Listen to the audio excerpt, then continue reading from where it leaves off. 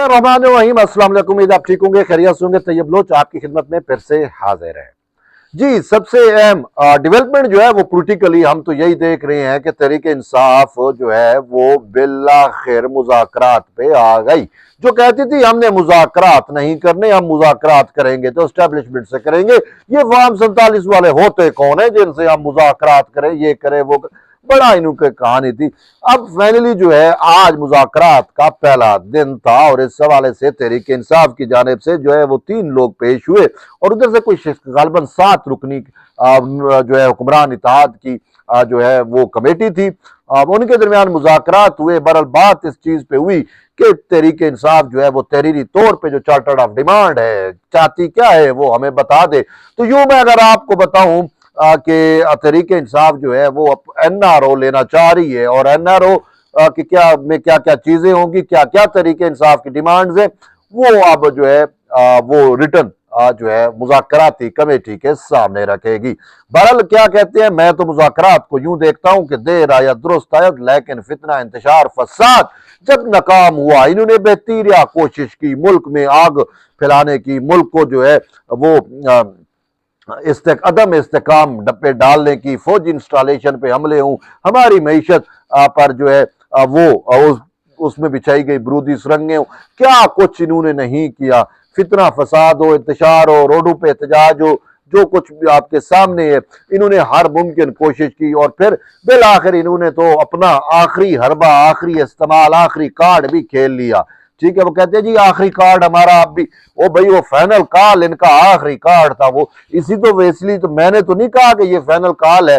Final call जो है वो तो खुद तहरीक इंसाफ ने उसको फाइनल कॉल बनाया था कि 24 नवंबर को जो है वो इनकलाब आ जाएगा और लरस जाएंगे बांग्लादेश की तरह या शाम की तरह।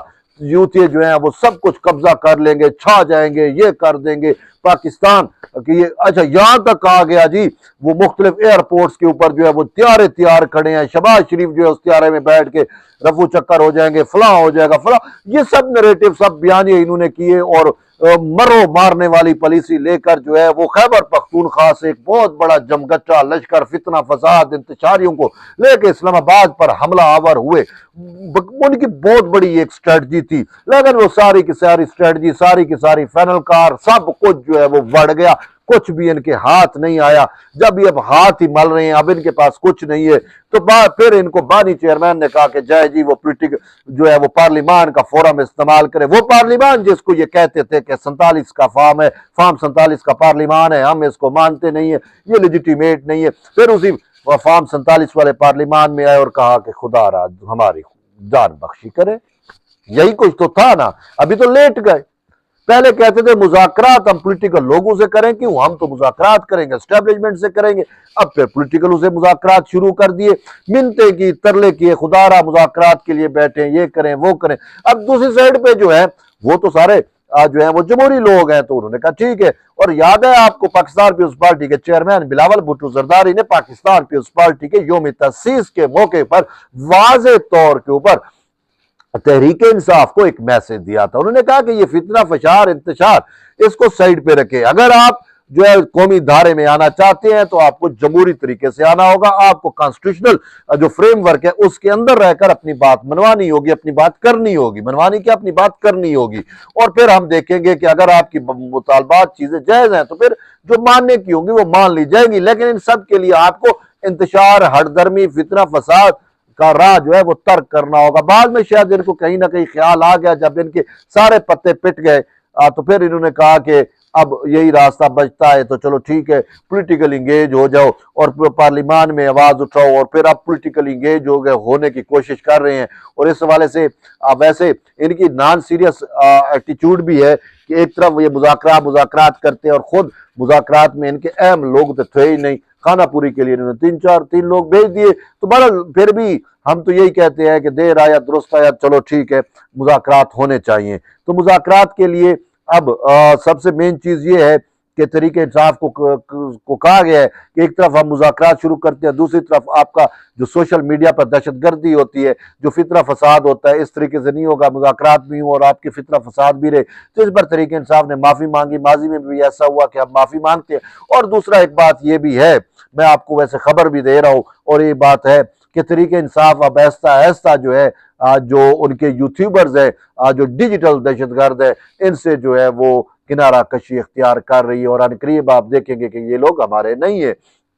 खुद तरीके इंसाफ के रहनुमा कहते हैं कि हमारी जो भी हुकूमत के साथ या जो भी एक पॉजिटिव वे में हम जा रहे होते हैं उसको सबोताज करने में हमारे यूट्यूबर्स का बहुत बड़ा हाथ है और वो खुद अपनी निजी महफिलों में इनको जो है वो घटिया तरीन लोग कहते हैं कि ये अपने कमर्शियल इंटरेस्ट के लिए जो है झूठ बोलते हैं और हमसे झूठ जो है घड़ के जो है ये वो करते हैं। और वैसे भी देखिए यूट्यूबर जो है उनको तो डॉलर आ रहे हैं ना, वो तो कभी नहीं चाहेंगे कि वो तो चाहेंगे कि खान भी जेल में रहे, हम झूठ बोलते रहे, हमारा झूठ बिक रहा है और हमें व्यूज मिल रहे हैं। तो ये सारा कुछ है और ये बात रखी गई है कि पहले इनको लगाम दें। अब देखते हैं कि तरीके इंसाफ खुद वैसे तरीके इंसाफ की जो क़यादत है मौजूदा ये बड़ी तंग है अपने इन्हीं यूट्यूबर से, इनके झूठ से, इनके फितने से, इनके इंतशार से भी। तो वो अब इनसे देखते हैं किनारा कशी इख्तियार करती है नहीं करती। तो बहरहाल इसके साथ साथ जो है वो ये तरीके इंसाफ इस हवाले से लकी है कि इसको जो है वो दुश्मन जो मिले हैं वो मेयार वाले दुश्मन मिले हैं। मतलब बिलावल ये आसिफ अली जरदारी हो या नवाज शरीफ हो, ये इनको तो उनकी कदर करनी चाहिए।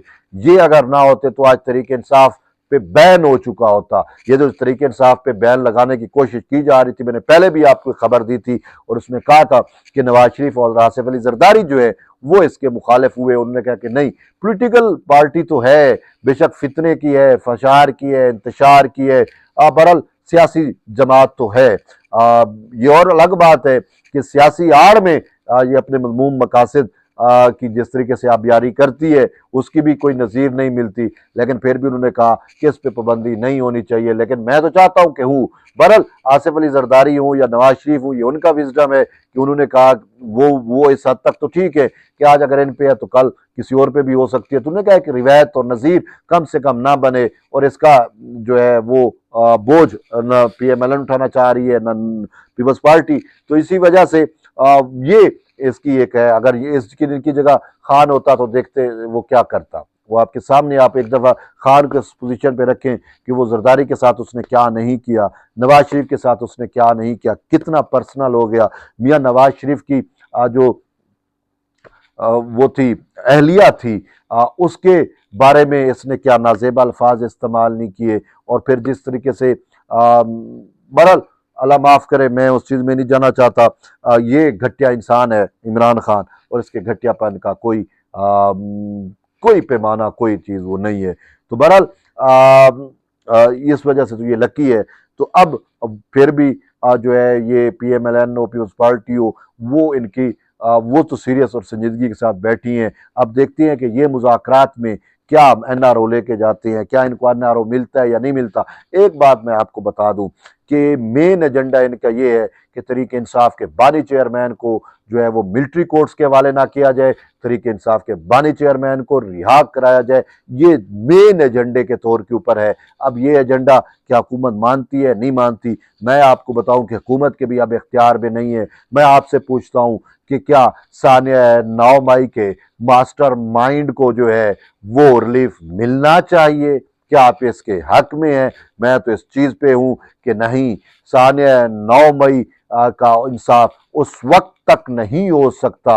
आपने 25 लोगों को सजा सुना दी और उनको भी सजा सुनाएंगे, लेकिन जब तक मास्टर माइंड खान को जो है वो सजा नहीं होगी, अगर उसको रिलीफ मिला तो ये नीचे ये तो अब वो हुक्म के गुलाम थे, इन्होंने तो खान का हुक्म माना। तो जब तक खान को सजा नहीं होगी तब तक इंसाफ नहीं होगा। और मास्टरमाइंड 9 मई का उसमें हुकूमत भी कोई किरदार अदा नहीं कर सकती। हुकूमत का ये अब नहीं है, ये तो मिलिट्री वाले जाने जिन पे अटैक हुआ। अब वो कैसे इस चीज़ को लेके जाते हैं। और एक चीज़ अंडरस्टूड है कि नाकाम बगावत जो है वो बगावत जो भी है, वैसे ये तो नाकाम इनकलाब हुआ तो बगावत कन्वर्ट हुई, लेकिन बगावत जो है वो मिलिट्री स्ट्रेटजी में बार बार कहता हूँ कि नाकाबिले माफ़ी जुर्म है। और मास्टरमाइंड इमरान खान उसमें ज़रूर घेरे में है और बहुत जल्द जो है वो उस गिरफ्त में आएगा और आना चाहिए। अब ये मुज़ाकरात करें, NRO लें, कुछ भी करें, इनको रिलीफ नहीं मिलेगा। आप अगर इस चीज़ पे आप भी इस चीज़ को इसी तरीके से देखते हैं तो अपने फीडबैक का जो है वो ज़रूर अपने फीडबैक का इजहार करें। एट दी एंड यही है कि मिलते हैं एक नई वीडियो में, तब तक इजाज़त दें। अल्लाह हाफ़िज़।